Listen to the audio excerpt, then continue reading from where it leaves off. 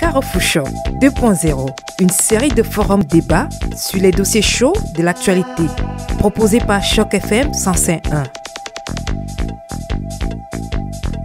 Eh bien, bonjour, chers auditeurs de Choc FM. Bienvenue à Carrefour Choc, une émission habituelle où nous avons des tables rondes et des discussions.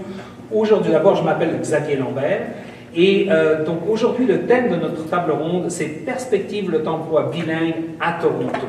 Alors, bien sûr, on va parler d'emploi. Et pour ceci, nous avons des invités qui sont venus se joindre à nous. Nous avons des employeurs francophones, bien entendu, des consultants à l'emploi et également des représentants du Collège Boréal ici à Toronto. Alors, tout d'abord, Carrefour Choc, c'est fait grâce à un financement du Fonds canadien des radios communautaires. Merci à ce commanditaire. Tout d'abord, la première chose que je souhaiterais faire sur cette table ronde, c'est que vous vous présentiez. Chacun de nos invités donc, va se présenter. Et je propose que peut-être on commence par Aline, et puis on va aller de la gauche de la droite vers la gauche pour moi. Aline, veux-tu commencer ta présentation et nous dire également qui tu représentes, ta compagnie ou ton entité? Oui, absolument. Merci Xavier. Alors, mon nom c'est Aline Ayoub et puis je suis présidente et fondatrice de la société de consultation en ressources humaines Aline Ayoub HR Consulting.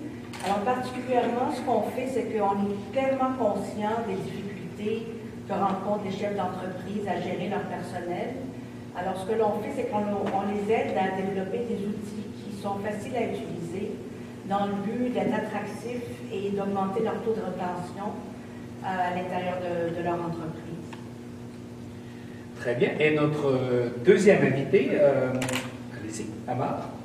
Okay. Bonjour, je m'appelle Amar Boulkan et puis moi, mon titre, mon poste ici, c'est chef intérimaire pour les programmes et services de développement des affaires au Collège Boréal. Je suis en charge des services d'emploi du Collège Boréal, de la formation continue au sein du collège et de tous les programmes d'immigration. Donc tout est lié et puis on en parlera plus tard. Donc toutes ces composantes sont liées, l'emploi, l'immigration et puis la formation continue. Merci Amar. Et notre troisième invité. Bonjour, je suis Edouard Sarawi, je viens d'arriver au Canada. Donc j'ai un master en ingénierie électrique et j'ai travaillé 5 ans en tant que responsable maintenance électrique et régulation d'une grosse industrie minière au CP, un leader en extraction du phosphate au Maroc. Je suis actuellement au programme Supply Chain et Logistique Management au Collège Boréal et je suis en quête d'emploi à Toronto. Merci. Très bien. Et Lise? Merci Xavier. Je suis Lise Vélan, la vice-présidente pour le centre-sud-ouest du Collège Boréal. Je suis très ravie d'être avec vous aujourd'hui. Moi, mes responsabilités, c'est tous les campus et les centres d'accès dans le centre-sud-ouest. Le Collège Boréal est situé ici, à Early-Young, dans l'édifice de Toronto Star, à Toronto. Je suis aussi responsable des campus de Windsor, de London, de Hamilton, de Mississauga, de Barrie, et peut-être j'en passe. Le Collège Boréal est là depuis 1995. Nous sommes un des 24 collèges qui sont gouvernés par le ministère de la Formation, Collège et Université, qui est essentiellement le gouvernement provincial de l'Ontario. Et on a beaucoup de belles choses à discuter aujourd'hui à ce sujet. Alors, je suis vraiment heureuse d'être parmi vous aujourd'hui. Merci. Merci Lise, et je vais passer le micro à mon voisin. Bonjour, je m'appelle Jordan Thomas. Je suis le directeur et aussi le fondateur d'une salle de boxe anglaise à Toronto qui s'appelle United Boxing Club. Ça fait à peu près 5 ans qu'on est actif. Je suis en tant que directeur. Mon rôle c'est la programmation, assurer que les programmes sont faits pour les membres qui sont là. En même temps l'embauche, assurer que le staff il est pris en charge et qu'il suit la programmation. Et puis tout aussi qui est service clientèle pour voir que tout se passe bien, que tout se déroule bien dans la salle. Et en même temps, la plupart de mes journées sont consacrées au marketing. Si tu veux passer de la merci Jordan. Bonjour tout le monde, c'est un plaisir d'être ici aujourd'hui. Je m'excuse pour le retard. langue est bloquée et séparée en fait. Alors mon nom c'est Asiatou Diallo, je suis la fondatrice et directrice générale de Tap Cleaning Inc., qui est une compagnie de nettoyage commercial ici à Toronto, mais nous desservons le GTA. Et aussi je suis la fondatrice et directrice générale de Tap pour tous, Tap Propriétaire, qui est une entreprise sociale qui offre des services de nettoyage aux personnes âgées et aussi des services de publicité commerciale de gratuits à prix réduit. Merci. Merci beaucoup, Asiatou. Alors, tout d'abord, un rappel que vous écoutez l'émission Carrefour Choc et nous sommes, je voudrais remercier le Collège Boréal puisque nous sommes dans les locaux du Collège Boréal au 1 Yonge Street. Et aujourd'hui, le thème de notre table ronde, c'est perspectives d'emploi bilingue à Toronto, notamment. Alors, la première question que j'aurais pour nos invités, c'est est-ce qu'on peut faire un petit peu un état des lieux du marché de l'emploi bilingue ici à Toronto? Est-ce que quelqu'un peut intervenir à ce sujet, nous faire brosser un petit peu un portrait des emplois bilingues que l'on peut trouver ici à Toronto? Lise? Mais premièrement, il y a beaucoup d'opportunités et souvent si peu de personnes qui sont capables de remplir les critères de bilinguisme dans le GTA. Comme Asiatou a mentionné, souvent les gouvernements provinciaux, fédéraux et locaux vont postuler un bon job. Et parce qu'ils ne peuvent pas trouver les gens, il y a une pénurie de personnes bilingues, ils vont descendre ce poste et le réafficher seulement en anglais. Alors, notre travail, on sait qu'on a, si on regarde toutes les études de marché au Canada, en fait dans le monde, mais on peut se concentrer dans notre propre pays pour venir dans notre province. Cette affaire-là, qu'il y a des jobs without people et people without jobs, ça nous appartient, ça c'est notre devoir comme en communauté, que ce soit dans le secteur privé ou dans le secteur public ou à but non lucratif. C'est vraiment d'essayer de travailler en partenariat. Mais l'état des lieux, c'est qu'il y a énormément de personnes sans job et des belles jobs sans personne. Ça, c'est vraiment la crise qu'on essaie de travailler en communauté.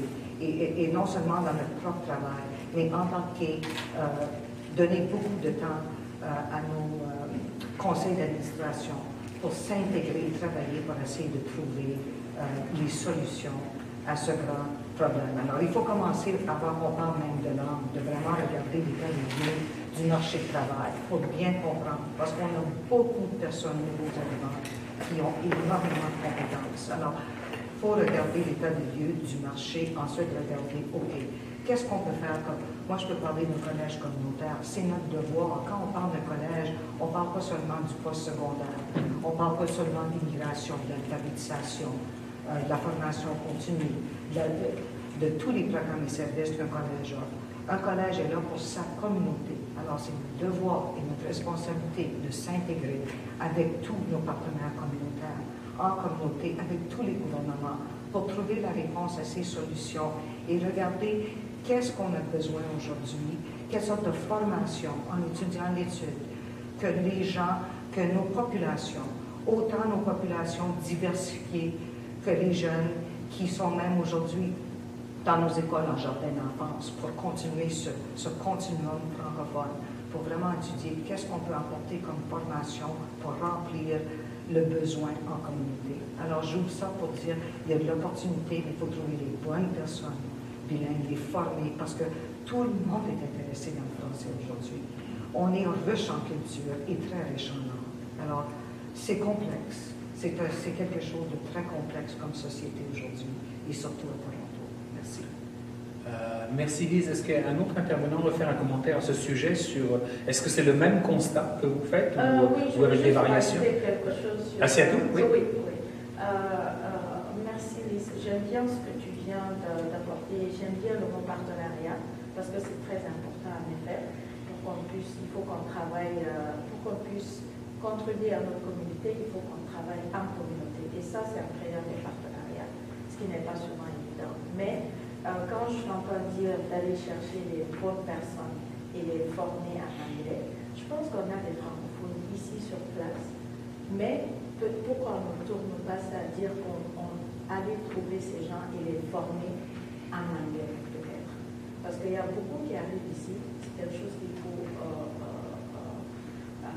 connaître et faire face. Les immigrants francophones arrivent. Il y en a qui se découragent au bout d'un moment parce qu'ils ont cette barrière linguistique. Ils rémigrent ou ils partent vers Montréal. Pourquoi ne pas aller travailler, par exemple, au Montréal départemental? J'ai beaucoup de femmes, comme vous le savez, j'embauche beaucoup d'immigrants et de femmes qui viennent vers moi. Ils ne connaissent pas beaucoup de centres, tels que le centre francophone, tels que d'autres centres ou le Collège Boréal. Alors pourquoi ne pas faire, je ne sais pas moi, comment aller rejoindre ce monde pour pouvoir les former en anglais? Parce que ça prend un temps. Je me rappelle, quand je suis arrivée à Toronto, c'est un sacrifice. Je vivais dans un centre sans-abri, mais c'était quoi ma priorité? Aller chercher de l'emploi pour pouvoir payer mon loyer ou aller me former en anglais. J'ai pris mes cours d'anglais ici au Collège Boréal pendant 6 mois. Alors peut-être que c'est quelque chose qu'on pourrait expliquer, faire une session d'information. C'est quelque chose qui va payer au long terme. Alors moi je pense qu'il y a beaucoup de francophones ici qui pourraient être formés aussi en anglais. Toujours sur l'état des lieux, est-ce qu'il y a un constat qui a été fait donc par Lise et Asiatou? Est-ce qu'il y a des choses que vous vouliez ajouter? Je vais passer la parole à Ali. D'accord. Merci Xavier. Alors il y a autre chose, nous, ce qu'on fait du côté de l'employeur, c'est qu'on éduque les employeurs de l'importance justement de recruter des francophones à l'intérieur de leur entreprise. Puis lorsque vous disiez, Lise, que malheureusement les affichages de poste sont mis de côté, puis on remplace le bilinguisme par le bilinguisme. Ce que l'on fait, c'est qu'on les forme à savoir c'est quoi la plus-value qu'un francophone pourrait apporter à leur entreprise, ne serait-ce que sur le plan culturel et aussi sur le plan de leur image de marque sur le marché. C'est que ça démontre à titre d'entreprise qu'ils sont ouverts à la différence et qu'ils sont aussi ouverts au fait que de parler français à l'intérieur de leur entreprise, ben, ça peut, et ça leur apporte en fait, pas seulement que ça peut, mais ça leur apporte une plus-value qui les encourage à grossir leur chiffre d'affaires et leur modèle d'affaires. Alors nous, on travaille plus du côté de développer l'employeur sur la valeur ajoutée d'embaucher des francophones. Merci Aline. Amar, voulais-tu faire un commentaire toujours sur l'état des lieux? Je voulais juste, ajouter une chose à ce que Assi a dit sur la formation linguistique, par exemple en anglais. Le marché de l'emploi ici en Ontario, on parle uniquement de l'Ontario. Okay? Et les gens devraient considérer les choses différemment. C'est considérer que le français, ça peut être un atout. Mais si on ne maîtrise pas l'anglais, ça peut être vraiment un gros désavantage. Et je rejoins ce qu'a dit Aline. Donc, et les gouvernements ou bien les collèges qui existent ici, ou bien comme le Collège Boréal, on a les moyens d'offrir cette formation. Et ce sont des formations, je prends juste la formation en ligne, par exemple, qui existe, qui est offerte, et c'est gratuit c'est gratuit à une certaine catégorie de la population, c'est-à-dire les nouveaux arrivants, les résidents permanents et puis les réfugiés qui sont acceptés. Cette formation linguistique existe et c'est une formation linguistique qui est dirigée vers l'intégration en emploi. Donc l'anglais est essentiel. On ne peut pas dire autrement. Et je vais aller encore plus loin. Même si on va dans une autre province, telle que le Québec, où la seule langue officielle, c'est le français, l'anglais est exigé chez les employeurs. Donc, et je pense que l'Ontario est en avance parce que nous, on offre des cours c'est financé par le gouvernement, les cours de français et les cours d'anglais. Donc, même pour les allophones, ou pour les anglophones, qui sont résidents permanents ici, qui sont réfugiés acceptés, ils ont accès à des cours gratuits en français et en anglais qui sont dirigés pour l'emploi. Très bien. Est-ce que quelqu'un d'autre voulait ajouter quelque chose? Moi, je serais intéressé de voir Fenoua qui vient d'arriver. Donc, ça fait 1 mois et demi que tu es ici parmi nous en Ontario. Tout d'abord, bienvenue. Et comment, les quelques jours que tu as passé à observer le marché de l'emploi ici à Toronto, quelle est ta première impression? En fait, par rapport à ma première impression, ma propre expérience, j'ai déjà, donc en postulant des candidatures spontanées, donc j'ai réussi à décrocher dès ma première semaine un job interview. Toutefois, j'ai passé les différentes les différents entretiens, le premier, le deuxième, etc. J'ai eu une offre, mais toutefois je l'ai déclinée. Pourquoi? Parce que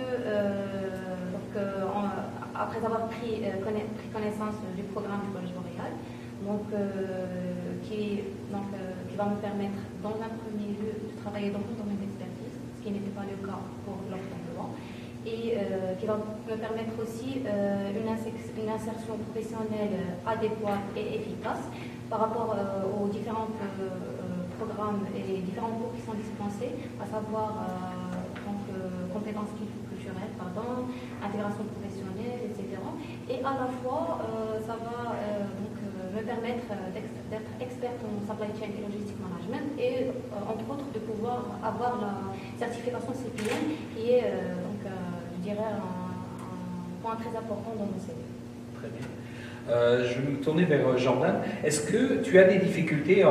Lise parlait d'une situation où on a des emplois qui sont affichés et puis il n'y a pas de candidat. Est-ce que toi aussi, est-ce que tu as des difficultés? Tu ne recherches pas nécessairement des francophones à l'emploi, je crois, mais est-ce que c'est difficile de trouver des francophones? Alors, comme je t'ai expliqué tout à l'heure, la salle de boxe, c'est vraiment francophone par défaut. Alors, c'est pas que je postule pour des postes spécifiquement francophones, mais je trouve que ça s'est juste arrivé vraiment organiquement, naturellement, qu'à la salle, maintenant, notre effectif est à peu près 90% francophone. J'ai pas eu trop de difficultés à trouver ça, mais je crois que c'est juste l'aspect, comme vous parlez tout à l'heure, l'aspect francophone est un vrai atout et rajoute une touche culturelle au business que j'ai reconnu et j'ai beaucoup d'appréciation pour. Alors, quand je fais mes entretiens, je fais souvent des entretiens pour un poste, je les fais en groupe, et puis même avant l'entretien elle-même, une des seules questions que j'ai, c'est pour les offres d'embauche qui sont en ligne. La seule question que j'ai, c'est est-ce que vous parlez français? Et après, souvent, je dirais, j'ai quand même à peu près 10% des gens qui, entre 10 à 20% des gens qui répondent à oui à cette question-là. Et puis déjà, alors c'est presque 100% sûr que si la personne coche oui, je vais faire un entretien avec elle. Et après, quand on est en groupe, c'est pas encore que si on a quand même des anglophones qui travaillent à la salle, mais il y a beaucoup de francophones et puis on a ce point en commun entre nous. On est un peu tous liés par la langue et ça aide beaucoup. Et puis non, pour moi, sur le marché, de mon expérience, j'ai pas vraiment de difficulté à trouver des francophones. J'ai pas vraiment de difficulté. J'ai de la difficulté des fois à trouver des. Là pour l'instant, je veux dire, en relation avec toutes les dernières années, je crois que et là je comprends vraiment le travail d'avoir un bon RH, c'est très important et j'ai jamais vraiment compris ça. Mais maintenant je suis vraiment patient. Alors je crois que j'ai pris un peu plus de patience avec la recherche d'emploi, d'emploi de mon effectif. Alors ça me permet, tu vois, comme si je veux avoir un poste, je cherche 3 mois à l'avance et je prends mon temps. Et puis moi, je joue vraiment sur le relationnel des gens. Alors je regarde, oui, un peu leur CV, mais c'est vraiment à la touche relationnelle. Et puis alors ça. Et puis je trouve que c'est ça, je ne suis pas une entreprise, je ne suis pas 100 employés. J'ai une petite équipe. Alors je prends mon temps parce que les joueurs qui sont dans cette équipe-là doivent être vraiment des joueurs qui font une grosse différence. Alors je prends vraiment mon temps avec eux. Et alors c'est ça je ne suis pas souvent dans un rush où j'ai besoin de trouver quelqu'un immédiatement ou quoi que ce soit. Et c'est ça. Alors pour moi, mon expérience, c'est qu'il y a énormément de gens sur le marché. Je crois que c'est juste que les gens doivent être, et je vois beaucoup de gens qui sont des fois intéressés, mais c'est juste que les gens, je trouve qu'ils doivent trouver vraiment ce qu'ils sont passionnés de faire. Et ça, c'est vraiment la chose. C'est vraiment, est-ce que tu veux vraiment travailler ici? Parce que ça c'est vraiment une chose clé. Alors c'est ça, des fois, quand on met une offre d'embauche, on la retire dans l'espace de jour-là. J'ai 2 offres d'embauche qui sont actifs. Ça fait une semaine, on va avoir 80 sur un et puis 40 sur l'autre. Et ça, c'est même des offres d'embauche d'internship. Alors, c'est même pas des offres d'embauche complètes où on met tu vois. Alors, pour moi, il y a beaucoup de candidats. Alors, je me dis, bon, c'est bon, je prends mon temps. Alors, sur ce champ-là, c'est pas trop difficile, mais il faut être patient pour juste trouver la bonne personne qui est vraiment passionnée aussi. D'accord, c'est ça. Alors, on sent quand même un contraste. Il y a des offres d'emploi, il y a des candidats à l'emploi, et ça ne colle pas toujours. Quel est le point d'achoppement? Qu'est-ce qui ne fonctionne pas? Qu'on a des gens qui attendent des emplois et des employeurs qui ont des emplois qui ne trouvent pas de candidats. Est-ce que quelqu'un va intervenir sur ce phénomène un peu particulier, il faut le dire? Je peux? Oui, Amar, merci. Et tu as entièrement raison de ce que tu dis. Puis moi, ça fait à peu près 13 ans que je suis dans ce domaine-là, dans le domaine de l'emploi, et puis dans le domaine de l'immigration, et puis dans le domaine de la francophonie. Ce qui est certain, c'est qu'on ne trouve pas, jusqu'à aujourd'hui, on ne trouve pas ce lien. Il y a une grosse demande, puis cette demande-là n'est pas satisfaite. Et puis de l'autre côté, puis on voit qu'il y a beaucoup de postulants. Et puis c'est ça, c'est nous, on veut faire le lien entre les employeurs. Je parle, et je suis toujours dans c'est valable aussi pour n'importe quel emploi, mais je parle toujours on est toujours dans le forum pour les emplois francophones et bilingues, right? Donc c'est ce lien-là qu'on doit créer. C'est exactement ce lien. Et le collège est en train de faire le maximum pour créer à travers tous ces programmes, d'accord? Que ce soit le postsecondaire, que ce soit le programme relais qu'on a instauré depuis des années, parce que ce sont des programmes qui sont bilingues, donc pour les intégrer dans le marché, c'est comment faire le lien entre les employeurs et les chercheurs d'emploi. Ça marche parfois, mais par contre, c'est pas harmonisé. Et ça ne concerne pas uniquement le collège. Aline, vous voulez dire quelque chose? Oui, merci. Ce qui achoppe aussi, c'est que du côté du chercheur d'emploi, surtout ceux qui sont nouvellement arrivés au Canada, ils ne prennent pas suffisamment de temps pour la préparation de la recherche d'emploi. C'est fou parce qu'on donne beaucoup d'ateliers puis on les forme à savoir quoi faire pour chercher un emploi, puis qu'il y ait effectivement ce mariage entre employeur-employé. Et ce que l'on remarque, c'est qu'il y a beaucoup d'efforts qui sont mis sur le nombre de curriculums vitae qui sont envoyés et beaucoup moins d'efforts qui sont mis sur la qualité des employeurs qui sont visés. Alors, Jordan, lorsque vous disiez tout à l'heure que vous recevez beaucoup de curriculums vitae ou d'applications, je serais vraiment curieuse de savoir la qualité des gens que vous recevez. Puis malheureusement, c'est là où ça achoppe, c'est que les gens ne prennent pas assez de temps pour leur curriculum vitae, leur préparation à l'entretien, cibler les entreprises pour lesquelles ils veulent vraiment travailler, où il y a un mariage qui se fait entre ce qui est demandé pour le poste et les qualifications du candidat. Je vous dirais que c'est là où il y a le plus grand écart en ce moment. Assiatou, et puis ensuite Fédois. Oui, Assiatou. Oui, je pense que les trois ont mentionné des points très importants, mais de ce que je retiens, par exemple, de l'intervention de Jordan, c'est surtout les soft skills. Comme on le dit, c'est pas le CV. C'est bien beau de faire, tu vois, un CV qui est très beau, qui a des masters. J'ai jamais eu des expériences. Et souvent, c'est pas ça, mais les soft skills. C'est important, comme tu le dis, Aline, qu'on se prépare à l'entrevue pour aller, on les prépare, on les forme. Mais est-ce que, une question, Amar et Lise, est-ce que vous les formez en soft skills? Vraiment. Parce que ça, c'est très important. Quand vous venez maintenant, on a mis un système de onboarding, parce que parfois, on a l'impression qu'on affiche un poste, par exemple, de nettoyage ou de supervision de site. On demande des qualifications et parfois pas de qualifications. Le nettoyage, par exemple, personnellement, nous avons mis un système de formation en place Et nous avons des systèmes en place. C'est vraiment facile sur ton téléphone.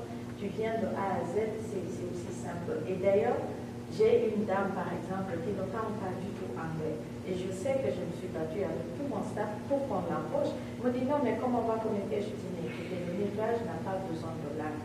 Elle peut faire bien son travail et elle le fait très bien aujourd'hui. Ça fait plus de 6 mois, je n'ai aucune plainte par rapport à elle. Donc c'est vraiment important. Pour moi, ce n'est pas le CV qui est important. J'ai embauché des gens qui ont des masters, qui ont mais zéro soft skills, qui sont venus, qui m'ont mis à terre, qui m'ont minimisé. Ah non, comment elle peut me gérer? Elle n'a pas de diplôme comme moi. Alors que ce n'est pas ça. Tu arrives en tant que nouveau arrivant. Il y a des processus et il y a une patience qui va avec. Donc les soft skills, à mon avis, c'est important. On va passer la parole à Fedoua, mais peut-être on pourrait quand même, avant, si tu permets, Fedoua, j'entends le mot soft skills, et comme je suis un peu âgé, je ne connais pas vraiment. De quoi parle-t-on? Est-ce que quelqu'un veut décrire ceci? Oui, Lise, oui. Un milieu d'emploi, bien sûr. Oui, alors, si on parle de quelqu'un qui vient aux études postsecondaires, il faut avoir un curriculum, il faut avoir un plan de développement pour cette personne, il faut avoir un plan court terme, long terme. Est-ce que c'est une personne qui va aller en diplôme? Est-ce que c'est une personne dans nos services d'immigration? Le curriculum est vraiment le standard du gouvernement provincial. Il y a toujours deux côtés de ce curriculum. Et c'est un savoir-être et savoir-faire. Aujourd'hui, on utilise soft skills, enabling skills, credentials. Ça, c'est des choses qu'on dit aujourd'hui qu'il y a une certaine population des gens qui manquent. Parce qu'on peut être un ingénieur, mais est-ce qu'on est capable de communiquer? C'est vraiment des 9 compétences essentielles qui sont développées, ça fait des années, par le gouvernement fédéral. On appelle ça les compétences essentielles. Il n'y a rien de nouveau dans ça. Comment faire une décision, comment discuter, comment avoir du respect, comment communiquer, comment analyser un défi, comment résoudre un problème. On trouve ça un peu rare qu'aujourd'hui, il faut enseigner ce genre. Mais ça a toujours été là. Et on peut voir, aujourd'hui, on appelle ça en anglais que les parents font du helicopter. On essaie de résoudre tout pour nos enfants. On veut les valoriser, on veut les prendre par la main. Alors, souvent, les nouveaux arrivants, pas ça, parce qu'ils ont pris de grands défis, ils ont eu beaucoup de courage pour arriver à prendre des décisions, pour arriver dans un nouveau pays, puis vivre leur meilleure vie avec énormément de défis. Alors oui, c'est essentiel ceci. On ne peut pas prendre pour acquis que quelqu'un connaît ce genre de compétences essentielles. Ça a toujours été là, mais on peut voir aujourd'hui qu'il faut prendre beaucoup du temps dans le curriculum. Il faut le naviguer, il faut l'intégrer, il faut le travailler, il faut faire des résumés. Il ne faut pas prendre pour acquis que quelqu'un, on enseigne du réseautage dans les projets dont vous êtes. C'est parti, comment on fait un réseautage, comment on donne la main, comment on se présente avec une carte, comment on fait un suivi, comment on se présente, l'image professionnelle. Tout ça, c'est absolument partie d'une formation qui est savoir-être et vraiment savoir-faire.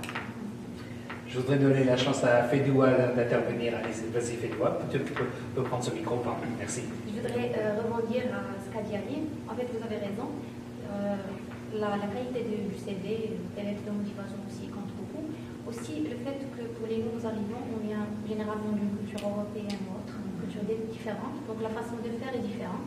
La façon d'écrire un CV est différente. Donc je conseille vivement les personnes nouvelles au Canada, les nouveaux immigrants, à aller voir les centres et les organismes qui aident, comme le centre francophone et autres, donc qui aident à la rédaction du CV, des lettres de motivation, etc. Donc ça aide beaucoup. Oui, moi j'aimerais. Oui, Lise, Lise aussi. Souvent, les Canadiens et tout le monde qui arrive au pays, et même les gens qui habitent ici à Toronto, ne reconnaissent pas qu'il y a des services gratuits qui sont des services d'emploi Ontario. Et ces services-là sont là pour tout le monde. Alors souvent, à qui la responsabilité de sensibiliser la population qu'il y a des services? Parce que comme te dit Jordan, le travail du service d'emploi gratuit à tous les gens de l'Ontario, c'est d'analyser le niveau de motivation. Alors, d'apporter quelqu'un, de préparer cette personne-là, autant avec les soft skills, comme on dit, mais vraiment qu'il soit prêt pour rencontrer un employeur. On ne peut pas prendre pour acquis, peu importe le pays d'origine, que tu sais même faire une lettre de présentation, que tu comprends un CV, que tu es capable de faire une entrevue, comme on dit, un mock entrevue, se préparer pour bien rencontrer cet employeur-là, de voir tes aspirations, d'avoir un plan court terme, moyen terme, long terme, qu'est-ce que tu veux, même faire une photocopie, rencontrer quelqu'un, voir tes défis que tu as. C'est qu'est-ce que tu as besoin, comme vous avez dit à Seattle. Est-ce que c'est des sous immédiatement ou un travail? Et pour revenir, Xavier, quand vous avez demandé, il y a certaines, c'est pourquoi dans certaines professions, il y a une pénurie francophone. Il faut regarder aux tendances du marché de Toronto. Les cinq top jobs, si vous voulez, qu'on a besoin ici aujourd'hui, c'est vraiment les gens en métier. Alors là, il y a une pénurie. En service à clientèle, en hôtellerie, un peu moins. Alors, ça dépend selon les tendances de marché et les besoins d'emploi ici spécifiquement dans le GTA. Alors, c'est une question qui est complexe, qui nous appartient tous en tant d'organismes et de personnes dans leur travail privé. Mais c'est absolument vrai que la première chose ici, dans cette belle entrevue aujourd'hui, c'est de valoriser nos services. Parce que le Collège Boréal a un devoir que n'importe qui se présente à notre porte, notre travail, c'est d'être à l'écoute et puis demander les questions. Et c'est un programme que vous avez besoin pour apprendre une langue, des soft skills, un job, un employeur, une éducation postsecondaire.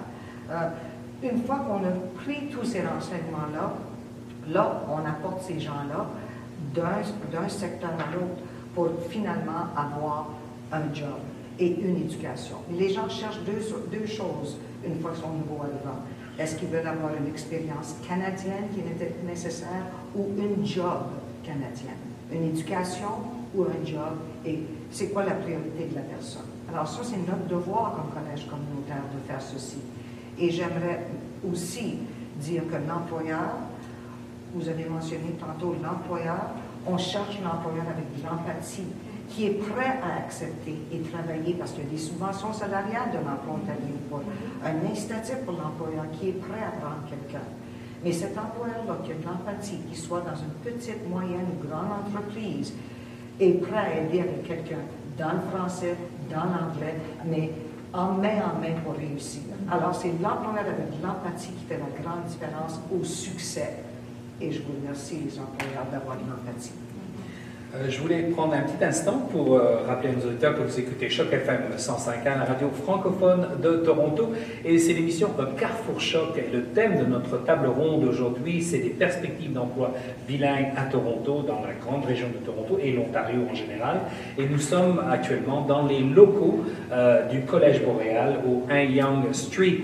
Vous pouvez donc aussi suivre ce débat, cette table ronde, dans un Facebook Live. Et c'est aussi enregistré et vous pourrez entendre, pour ceux qui écoutent la bande FM, eh bien, c'est le mardi entre 18h et 20h que cette émission sera diffusée. Alors, je voulais poursuivre un petit peu cette conversation. Est-ce qu'il y a des secteurs privilégiés à Toronto qui sont très porteurs d'emploi pour les francophones bilingues? Est-ce que vous voyez des secteurs qui sont plus propices à l'emploi que d'autres? Je vais vous laisser intervenir comme vous le souhaitez. Où on trouve plus facilement? Oui, c'est ça. Est-ce qu'il y a des secteurs qui sont très porteurs d'emploi pour les francophones bilingues à Toronto? Seattle, oui, je vais laisser Seattle. Dès ce que j'entends, c'est vraiment juste les Antilles, je vous dirais, pas avec preuve, mais j'entends beaucoup parler des centres d'appel, où là, tu peux trouver facilement de l'emploi. Et puis le service à la clientèle. Est-ce que aux autres intervenants, je voulais vous donner une chance un peu de faire un commentaire sur ces secteurs privilégiés. Peut-être qu'on peut passer un micro à Marc. Merci. Je rejoins ce que tu dis, Assis, c'est service à la clientèle, mais on ne doit pas se limiter uniquement à ça. On devrais vraiment pas se limiter, juste par mon expérience, il y a beaucoup de postes. Ce qu'il y a, c'est que ces postes-là ne sont pas très publics, okay, pour des postes bilingues. Mais avant d'accéder aux normes que demande le marché canadien, pour ces postes bilingues-là, on doit passer par différentes étapes.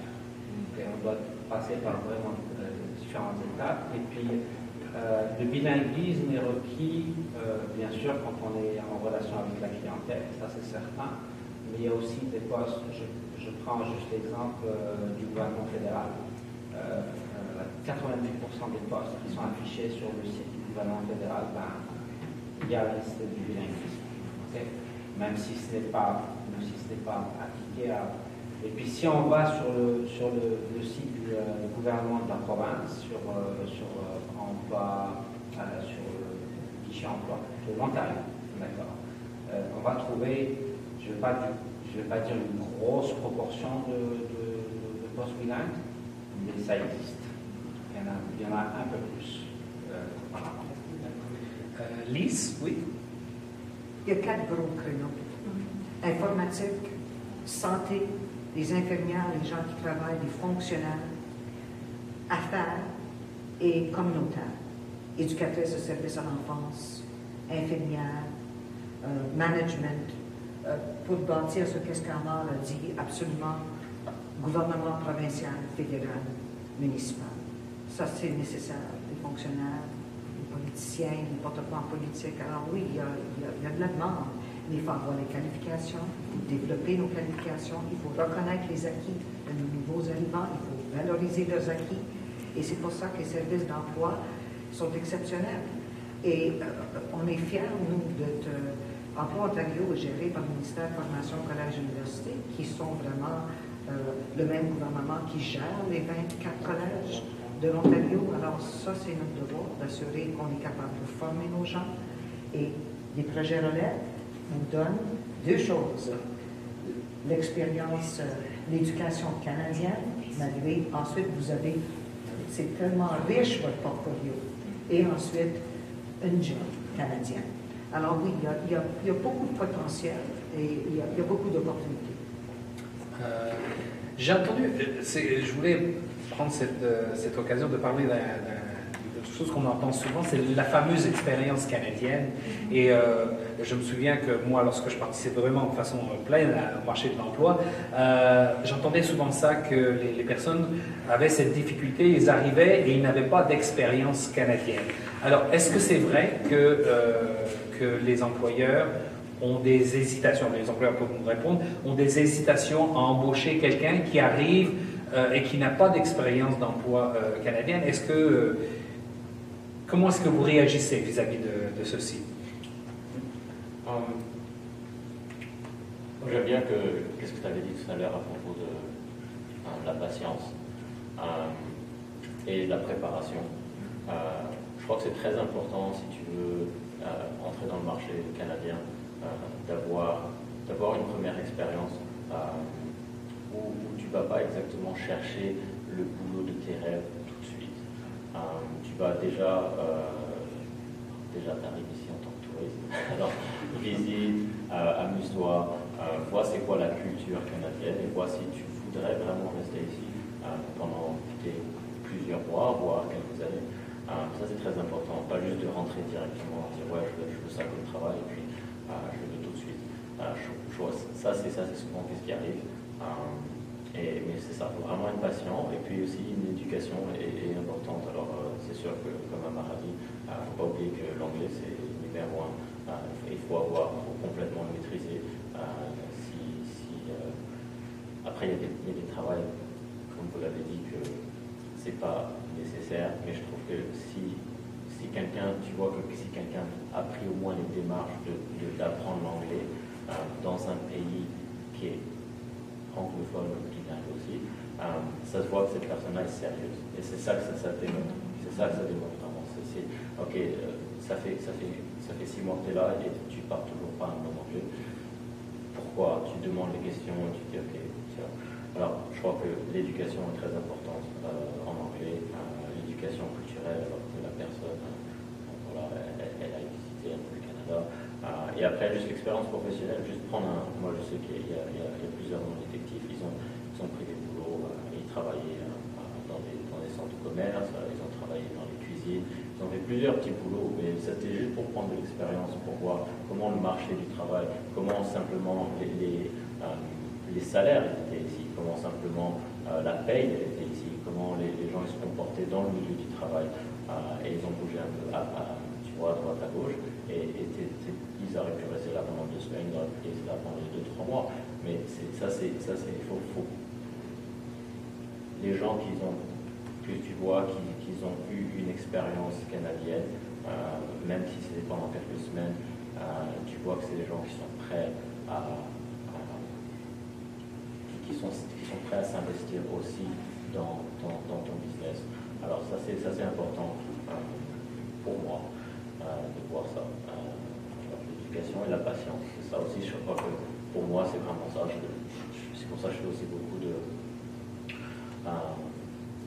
internship. Oui, Les stages. Je commence souvent avec un stage pour n'importe quoi le poste, même si c'est un poste de management ou quoi que ce soit. Et c'est ça montre une patience avec la personne. Alors si la personne elle a de la patience, elle veut vraiment ça, surtout si elle est une nouvelle arrivante. Et moi j'ai souvent regardé les gens qui sont nouveaux arrivants. C'est juste la patience et l'envie. Et après, tu vois que s'ils sont capables de faire un stage, même si c'est 2 semaines, 3 ou 1 mois, tu vois qu'ils sont toujours là, ils sont investis.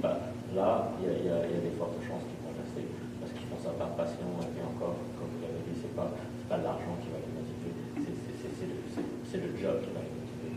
Ça, c'est important. Assiatou, tu es un employeur aussi. Est-ce que... Vas-y. Oui, vous le savez, je pense que tout le monde le sait ici, que demander l'expérience canadienne est illégale. Nous ne le devons pas. Et personnellement, je suis nouvelle arrivante, j'ai été nouvelle arrivante dans ce pays. Dans mon entreprise, je peux vous dire, il y a eu plus de 70 personnes qui sont passées par là. Une petite entreprise de 4 ans. Pourquoi? Parce que comme il le dit, quand ils arrivent, il fait ce travail et après un bon moment, il retourne à l'école. Et moi, je les encourage beaucoup.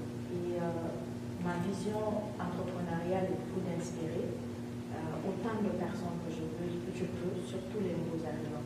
Et ça commence dans mon équipe et avec les gens qui travaillent avec moi. Je partage souvent dans mon onboarding, il y a mon parcours qui est la première page.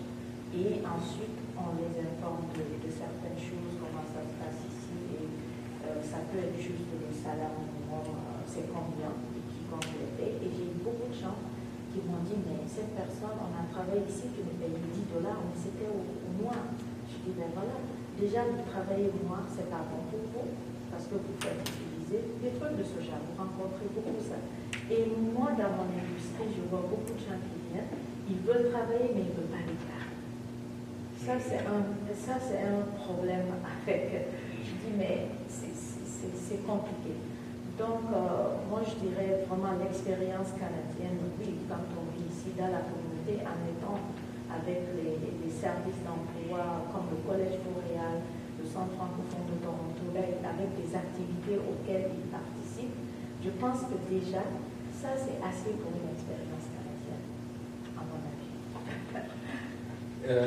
Fédoua, je pense que ça serait très approprié que tu prennes la parole là-dessus, parce que est-ce que c'est quelque chose que tu as déjà rencontré? Oui, en fait, personnellement, je pense que l'expérience canadienne ne devrait pas poser obstacle, parce que heureusement au Canada, le volontariat est considéré comme une expérience canadienne. Un stage est considéré comme une expérience canadienne. Pourquoi pas? Il faut juste oser. Et aussi, comme vous avez dit, ça montre que la personne est passionnée, vraiment il a envie de faire... Oui, il a envie de réussir dans sa vie. Lise, vous voulez faire un commentaire sur cette expérience canadienne? L'intégration socio-économique, c'est vraiment, ça arrive à ça. Comme au collège, nous, on se demande, les gens qui arrivent à notre porte cherchent 3 choses. Puis je reviens, éducation et formation. C'est autre chose. Parfois, quelqu'un vient pour une formation pour, comme vous avez mentionné, Assiatou, Jordan, juste pour voir, bon, je vais prendre une formation, un projet relais, puis ça m'enseigne les compétences culturelles. On peut voir la façon de vivre, qu'est-ce que l'employeur cherche. C'est vraiment un pont. C'est pour ça qu'on dit que c'est un bridging programme. Le gouvernement nous donne un projet relais. On passe le flambeau. C'est une belle intégration. Alors, nous, notre travail, c'est de faire cette intégration socio-économique.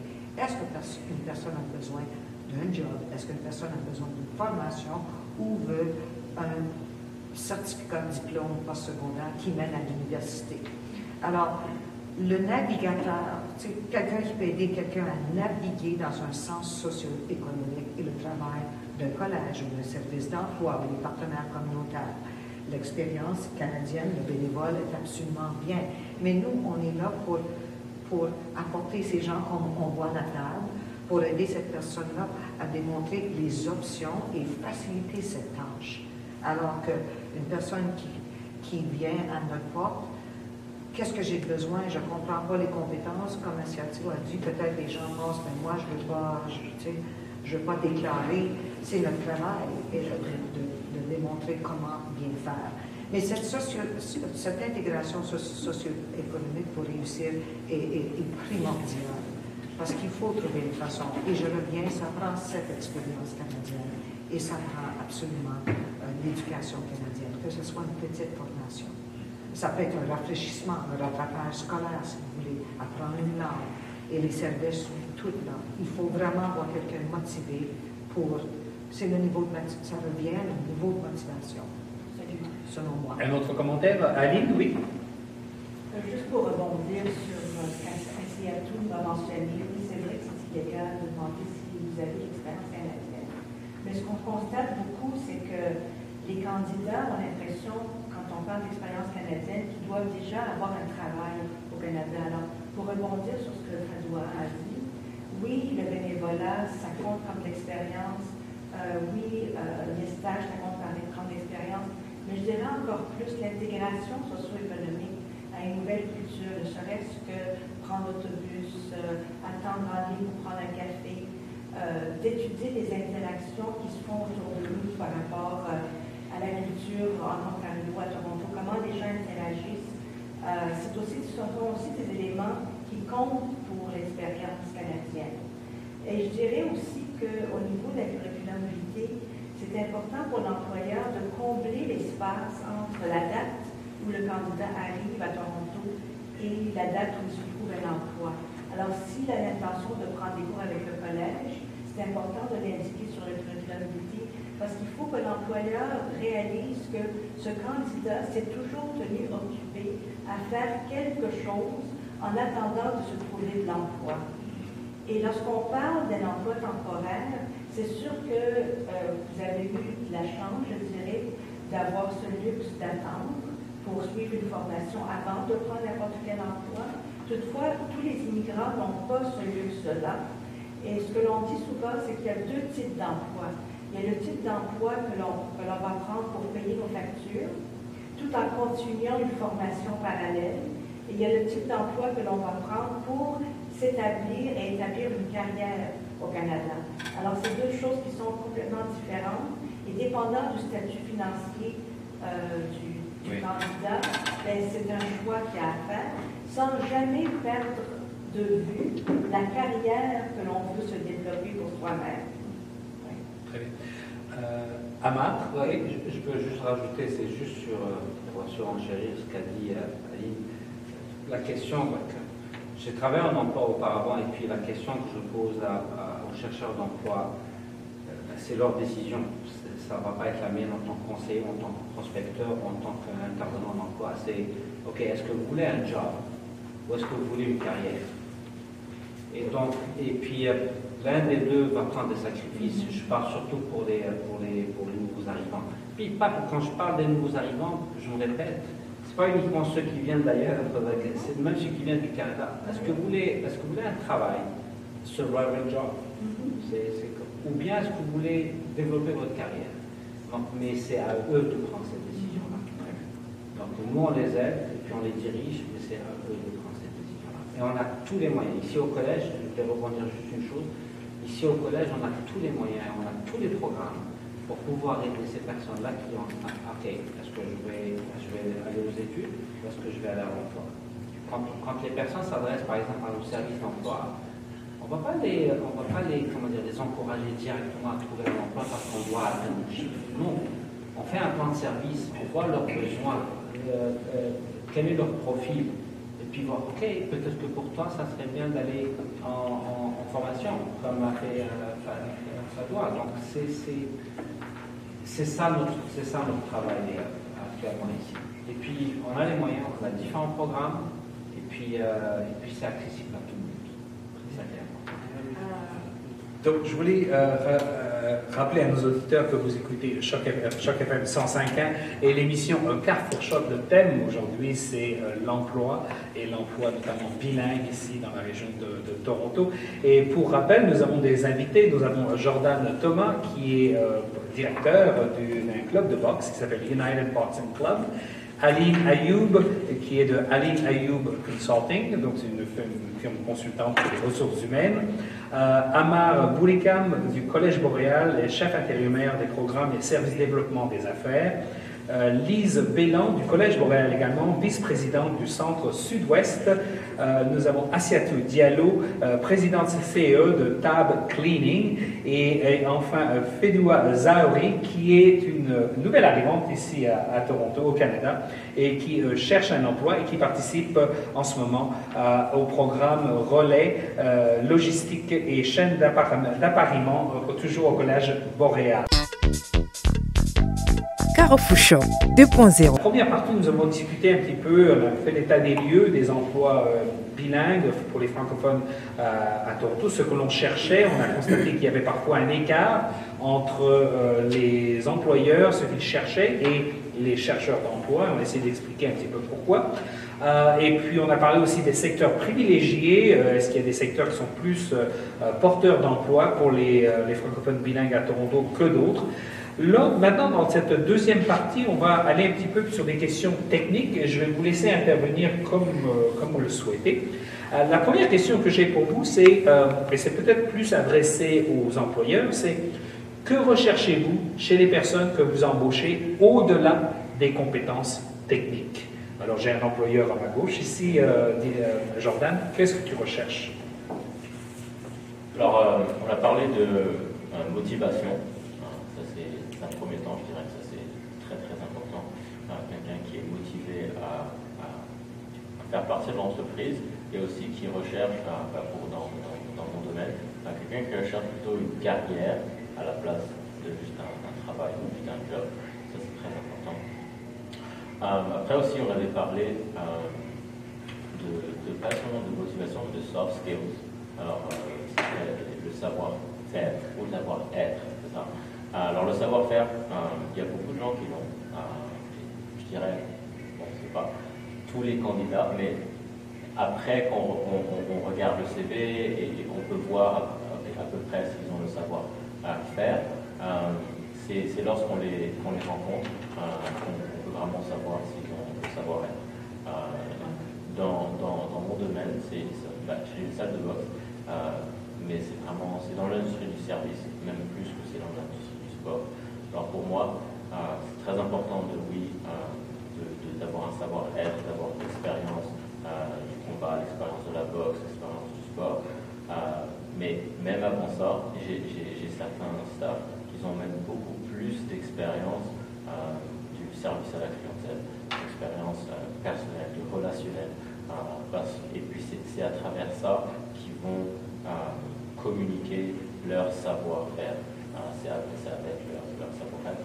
Et pour moi, quand tu es dans l'industrie du service comme la mienne, c'est d'avoir une bonne communication, de parler aux gens, d'avoir le sourire, de garder l'esprit positif, de voir que tu es quelqu'un de motivé, parce que aussi dans la salle de sport, tu restes un peu une source de motivation pour les gens. Alors, personne ne peut voir qui leur enseigne un cours et ils sont stressés ou ils sont anxieux ou ils sont même ils ont la tête ailleurs. C'est pour ça que pour moi c'est vraiment important. Mais même quand on regarde à la réception ou quand on regarde dans le marketing ou quoi que ce soit, c'est plaisant de travailler avec quelqu'un qui est, tu vois, qui a toujours le sourire, qui est motivé à travailler. Et c'est pour ça que je cherche vraiment ça avant tout. Parce que le savoir-faire, c'est quelque chose qui peut s'apprendre quand tu es au boulot. Et c'est pour ça que je commence avec les stages aussi, parce qu'il y a beaucoup de gens qui savent peut-être pas, ils ont fait beaucoup de sport dans leur vie, mais ils n'ont pas nécessairement peut-être fait beaucoup de boxe, ou ils ont fait une autre discipline, mais ils n'ont pas fait peut-être ça. Alors je leur dis, ok, on va faire un stage dans une certaine période de temps, et on va continuer. Après, vous aurez l'opportunité de rester ici à long terme, ou même dans le marketing. Ok, on travaille dans le groupe ensemble, et puis je vous montre les tactiques. Et pour moi, j'aime ça apprendre aux autres. Alors, pour moi, c'est la chose la plus importante, c'est de savoir. Okay. Moi, Alors, je veux parler comme oui, Lise? Alors, moi, je mets mon chapeau comme employeur maintenant, et pas seulement comme vice-présidente d'un collège communautaire. Alors, je vais bâtir sur ce que Jordan a dit, parce que quand on embauche quelqu'un, moi j'enseigne toujours à mon équipe, premièrement, la diversité est très importante, parce qu'il y a 48 pays représentés seulement ici, dans cet édifice, et puis parmi les employés, c'est comme ça aussi. On apprend à quelqu'un, une personne leader, avec mon expérience, vous me permettez, une personne c'est important. Une personne avec des compétences organisationnelles, c'est important. Une personne avec beaucoup de compétences spécifiques, c'est important. Mais c'est d'apprendre que le projet va toujours suivre. On veut voir le leader. Tu peux être quelqu'un qui balaye la rue et tu as une compétence de leadership. Alors, le leadership appartient pas seulement à une personne qui est un gérant de banque. Alors, comment on est capable de, non seulement comment on se voit nous comme leaders et avec qui on veut s'entourer. Alors, le leadership, la gestion va suivre. Mais si on est capable d'embaucher quelqu'un qui est capable de voir, qui a un leadership en soi et lui enseigner et être porte-parole et ambassadeur, quelqu'un qui est fier d'être parmi nous. Parce que quand on parle à nos équipes, on dit toujours, oui, le projet va suivre, mais c'est quelqu'un qui va s'occuper de son frère, de sa soeur, de son équipe, qui va avoir le respect pour les étudiants, qui va avoir de la patience, qui va avoir une intégration importante, qui a du respect, qui a de l'humanisme. Ces choses-là sont très importantes. Et des fois, ça ne se voit pas ça, sur le CV. Mais moi, je cherche le leader. Et peu importe le titre du poste, peu importe les responsabilités, mais c'est quelqu'un qui peut prendre le leadership et vraiment s'entourer et puis avoir le respect, puis apporter les gens avec eux. Et puis que les gens soient fiers d'avoir une estime de soi est important. Alors, tout ça, c'est des compétences, oui, savoir-faire, savoir-être, mais le leadership est très, très, très important. Et ça n'appartient pas juste à la personne qui est le président de l'organisme. Oui. On va passer la parole à Aline, puis ensuite peut-être à notre autre employeur qui est ici. Mais Aline, allez-y. Juste pour rebondir sur ce que Lise vient de dire, venez de décrire exactement le type d'environnement de travail qui est propice à l'engagement de vos employés. Parce que oui, le style de leadership est super important, mais il y a quand même des facettes sous-jacentes au leadership. Ça veut dire le niveau de créer des équipes, le niveau de prendre des décisions, le niveau de motiver ses troupes. Et tout ça fait que l'engagement des employés augmente. Donc, c'est extraordinaire, c'est de la musique à mes oreilles d'entendre ça, parce que ce n'est pas tous les employeurs qui ont ces compétences pour retenir leurs employés et les empêcher de nous quitter pour d'autres employeurs. Alors, bravo. La question à Seattle, en tant qu'employeur, autre que les compétences techniques, qu'est-ce que tu recherches dans un employé? Autre que les compétences techniques, ce que nous recherchons vraiment, c'est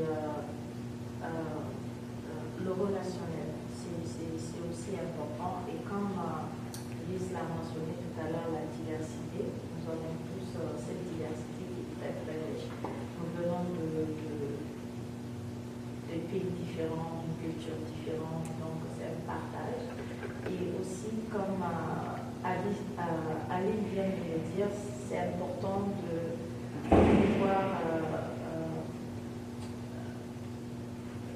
pouvoir prendre ce lead de motiver son équipe. Alors, hormis les techniques, je dirais que le relationnel est important, surtout dans notre équipe des équipes d'employés que nous embauchons. Le relationnel et les motiver, c'est Jordan, oui, vas-y. Ouais, je peux juste rajouter vite fait, en fait c'est comme un quote, une citation de notre entreprise, que je lui mets sur les t-shirts, on les dit dans les cours, mais c'est aussi, ça tient dans l'exécutif. Moi je recherche quelqu'un qui reste humble et qui travaille fort. Et puis en anglais c'est work hard and stay humble. Alors, si c'est quelqu'un qui est ça c'est parfait. Après, il y a quelques avant qui peuvent aller. Work hard, stay humble, garder humble et travailler fort. Et puis, avoir l'esprit de l'union. Ça, c'est très important. C'est pour ça que mon club s'appelle United Boxing Club. C'est que cette idée qu'on est tous ensemble. Alors, que quand tu contribues, tu contribues à la communauté. Quand tu as besoin d'aide, tu as une aide de la communauté aussi. Et puis que c'est ça. Alors, ça, c'est très important. Merci Jordan. Je vais poser une question à Fédoua. Est-ce que toi tu viens d'un autre marché du travail, donc tu viens d'arriver dans le marché du travail de Toronto. Est-ce que tu as l'impression qu'on cherche des compétences différentes ici de ce que tu as l'habitude ou est-ce que ça se rejoint finalement? Non, pas du tout. C'est juste les mots qui diffèrent. En fait, même dans mon pays, on cherche les mêmes valeurs. Qu'on soit humble, qu'on a des valeurs de leadership et bien sûr qu'on soit courageux et qu'on ait l'esprit d'appartenance à l'entreprise et au groupe avec qui on travaille. La deuxième question, si vous voulez bien, s'adresse un peu peut-être plus aux employeurs, mais aussi à tout le monde. C'est quelles sont vos techniques pour trouver le bon employé? Est-ce qu'il y a des choses que vous faites, que vous avez mis en place avec votre expérience, qui ont eu du succès, que vous avez trouvé, que vous avez le bon employé? Ça peut être des employeurs comme d'autres qui peuvent répondre à cette question. Oui.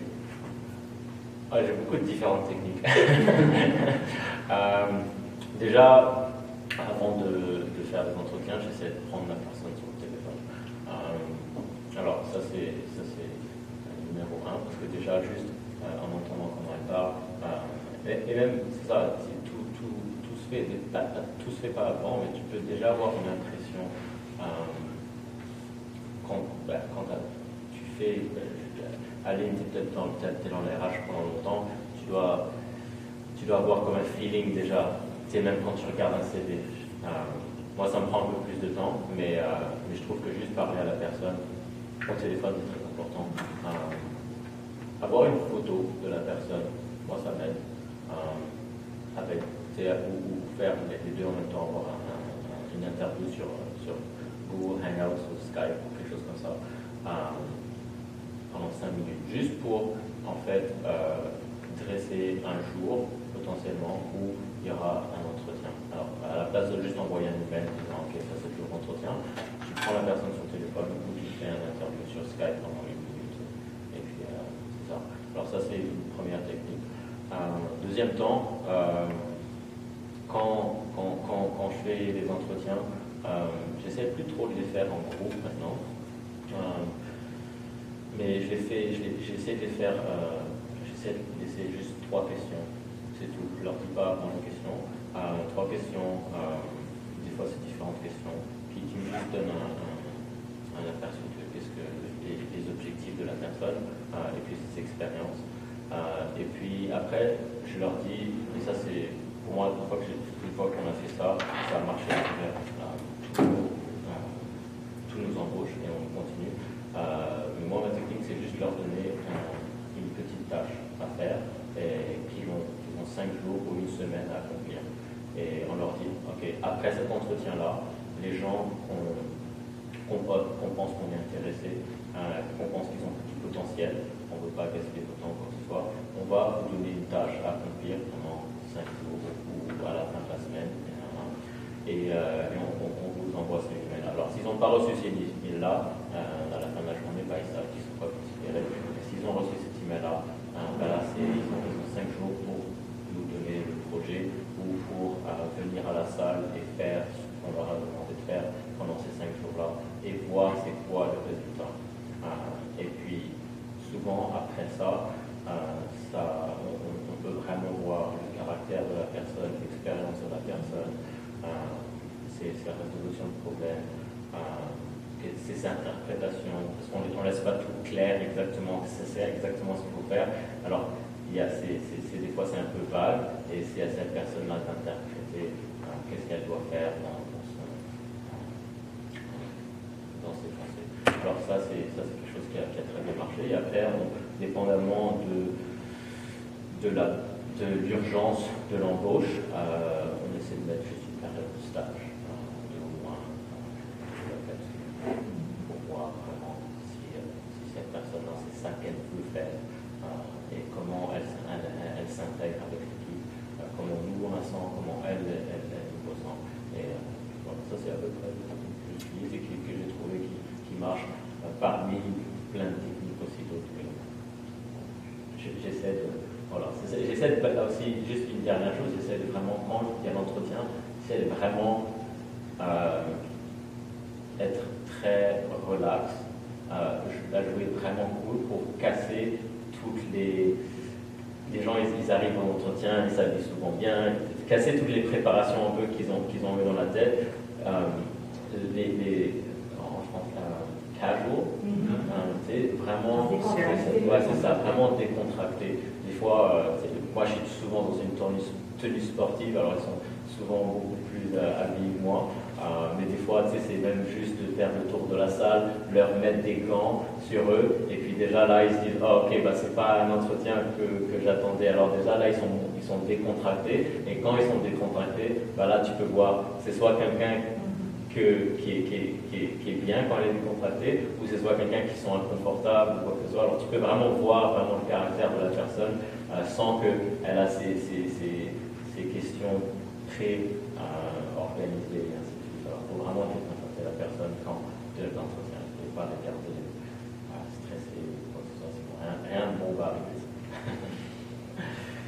D'autres techniques quand on embauche quelqu'un, des techniques qui vous permettent de trouver le filon de la personne que vous souhaitez.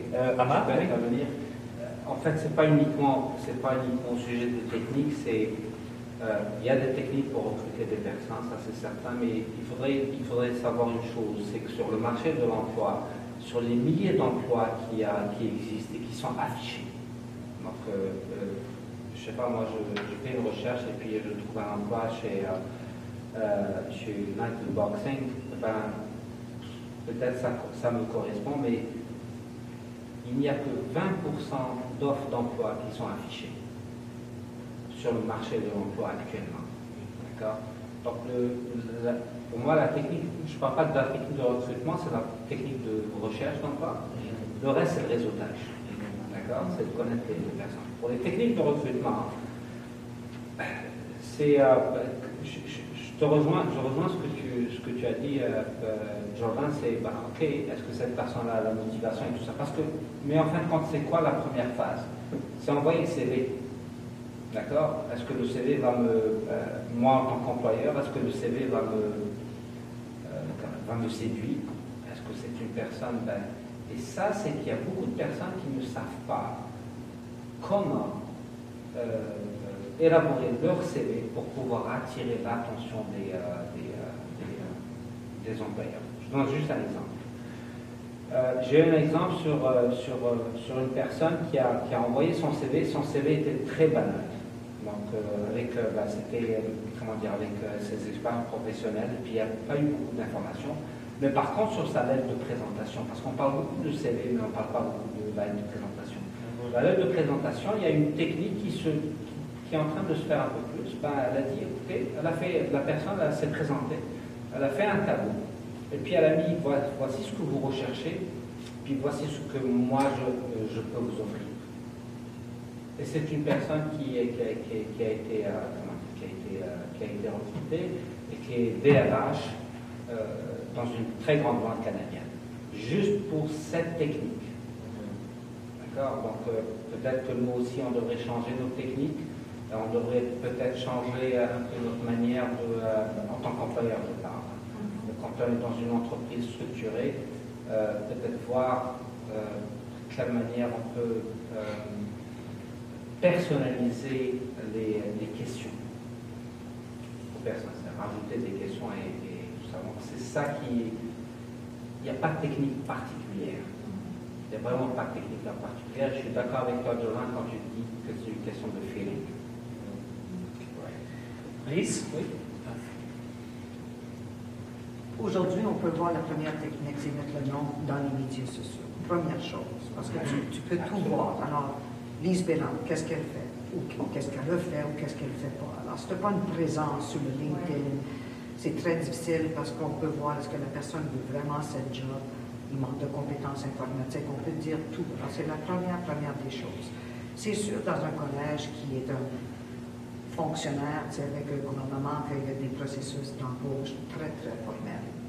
Mais, encore, on apporte toujours notre propre touche. Pour moi, même si c'est un comité de dotation, un comité de sélection avec plein de gens, je cherche des personnes.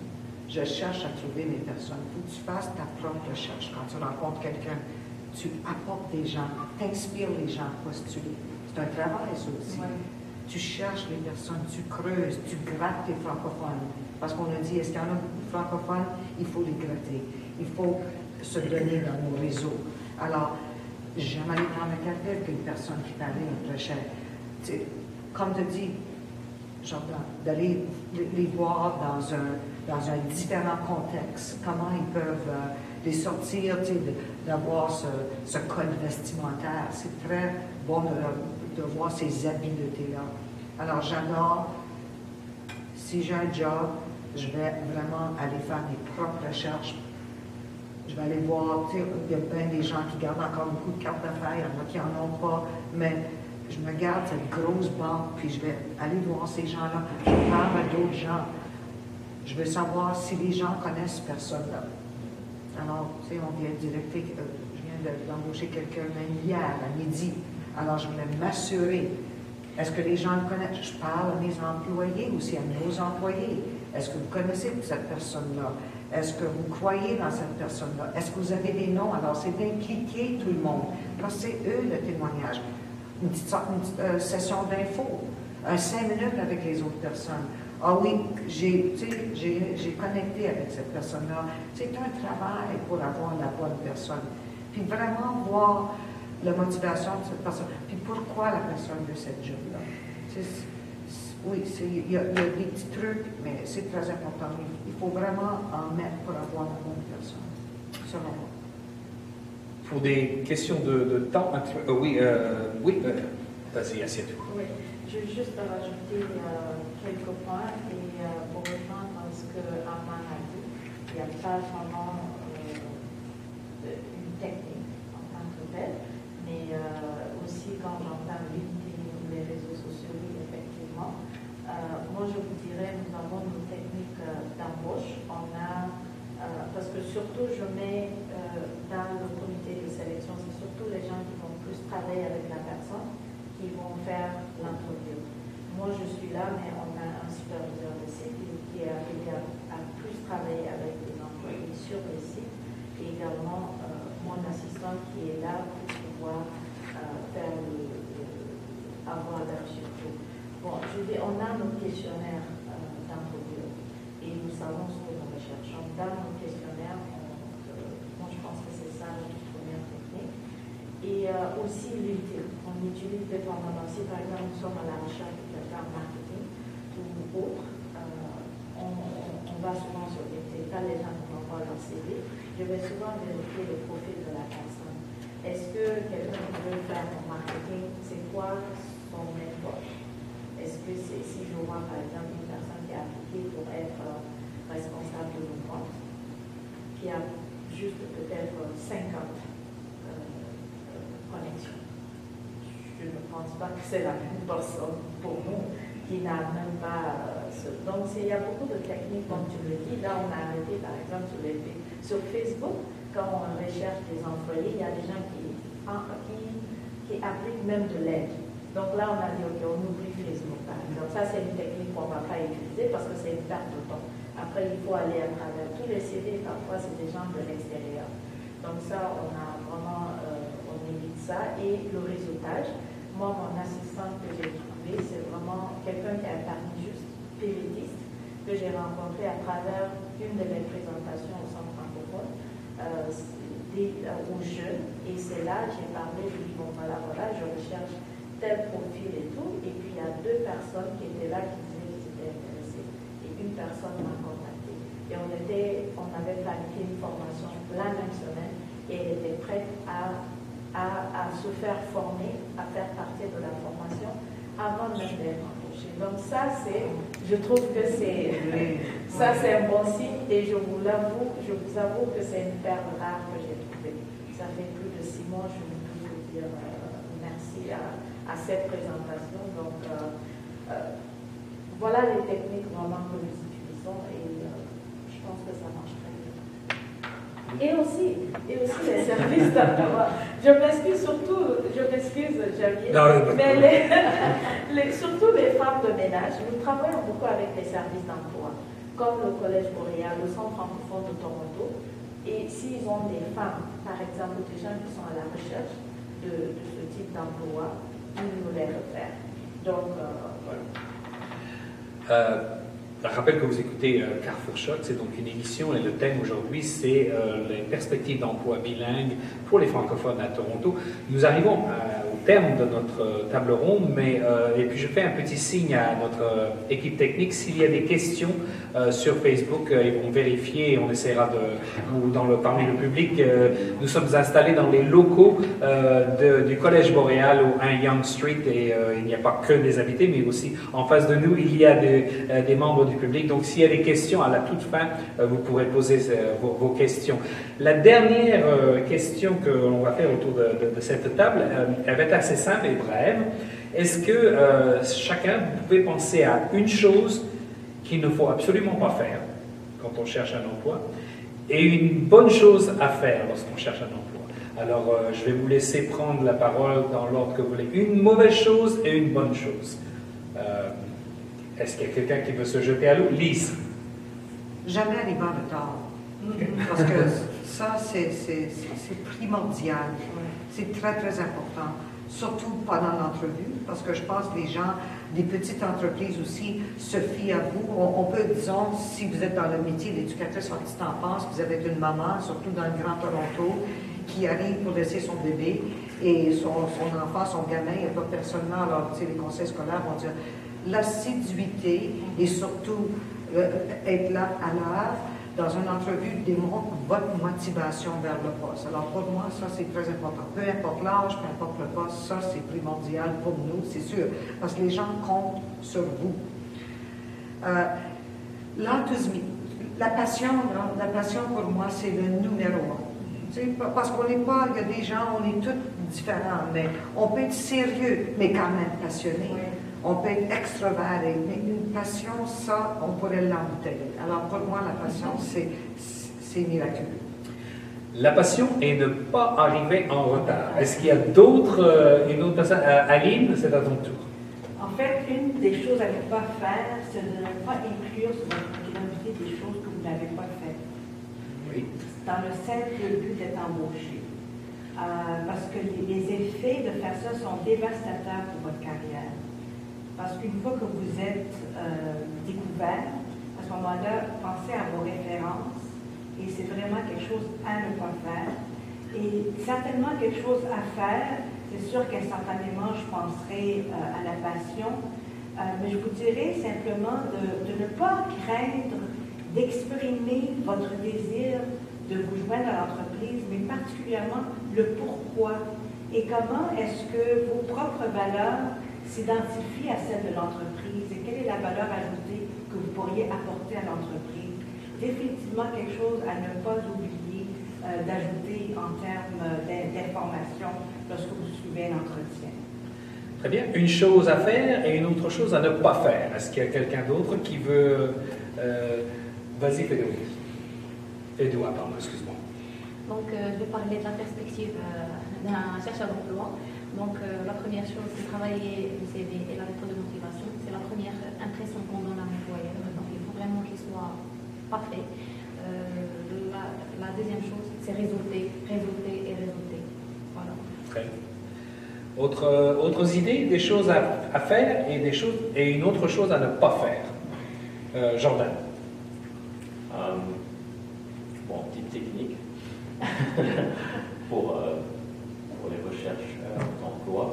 Je dirais aller sur des sites web comme Photoshop ou il y a ça s'appelle ça des templates de CV avec des couleurs, ça dépend quelle entreprise. Moi, si vous cherchez une entreprise vraiment formelle, et ainsi de suite, je crois que vous pouvez quand même y aller avec des trucs de couleurs, juste garder ça simple, mais la quantité de CV qu'il y a, qui sont comme noirs et blancs, qui sont très standards, et surtout si c'est une grande entreprise, il y en a peut-être des centaines et des centaines. Mais si tu en vois un que tout le truc est bleu, avec il y a peut-être un petit logo avec ton nom, un astérix et ta photo, crois-moi, il n'y en a pas beaucoup des comme ça, il y en a peut-être 10 parmi. Alors ça, c'est encore juste pour accentuer sur l'importance du CV et de la lettre de motivation, juste de la faire aussi personnalisée, comme vous l'avez dit, mais aussi personnalisée non seulement avec le contexte écrit, mais le design du CV. Une chose à ne pas faire, Jordan? Une chose à ne pas faire. Bon, moi mon esprit est très ouvert. Alors, si quelqu'un fait quelque chose qui est. Pour moi, c'est le retard. Ça, c'est déjà. Si c'est en retard, c'est bon. À moins que tu aies une très bonne justification qui me fait rire. Et même si c'est pas vrai, mais je crois que le retard, c'est quelque chose de vraiment à pas faire. Très bien. Quelqu'un d'autre peut ajouter une chose à faire et une chose à ne pas faire? Je peux juste rajouter une chose sur ce qu'il y a à faire, c'est pour tous les chercheurs d'emploi.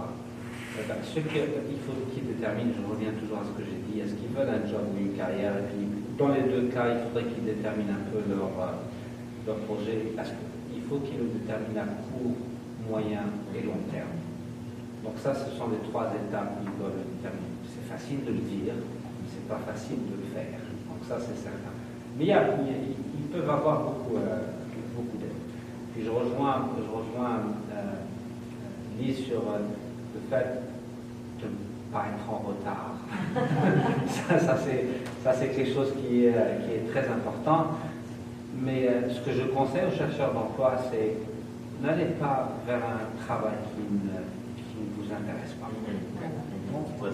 N'allez pas vers un travail qui ne vous intéresse pas parce que vous voulez juste un survival job, c'est ce qu'on dit, mais des survival jobs, il en existe beaucoup, et puis vous pouvez trouver celui qui va le plus vous plaire. Right?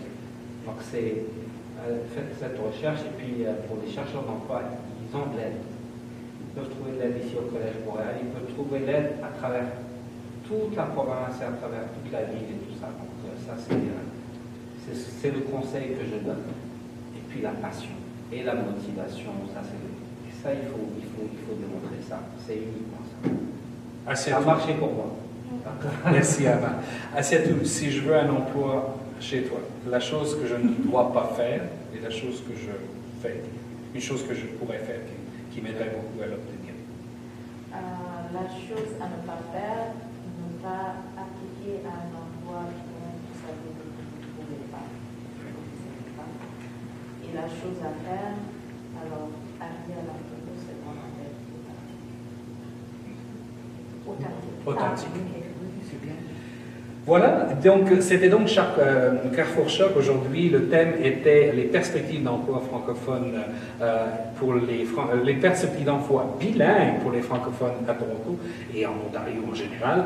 Et nous avions autour de cette table Jordan Thomas de United Boxing Club, Aline Ayoub de Aline Ayoub HR Consulting, Amar Boulikam du Collège Boréal, chef intérimaire des programmes et services de développement des affaires, Lise Bénan du Collège Boréal, vice-présidente du Centre Sud-Ouest, Assatou Diallo, présidente CEO de Tab Cleaning, et Fedoua Zaroui, qui est une étudiante et qui participe au programme Relais et Logistique et Chaîne d'approvisionnement au Collège Boréal. Nous nous trouvions dans les locaux, justement, du Collège Boréal au 1 Yonge Street, que nous remercions, et nous souhaitons aussi remercier le Fonds canadien des radios communautaires qui a permis la diffusion de cette émission. Je regarde un petit peu les membres du public. Est-ce qu'il y a une question, quelque chose? De toute manière, vous pouvez toujours les poster sur Facebook ou les envoyer à administration@chocfm.ca et je suis sûr qu'on répondra à cette question. Je vous remercie et je vous enjoins de continuer à écouter Choc FM 105.1. Merci.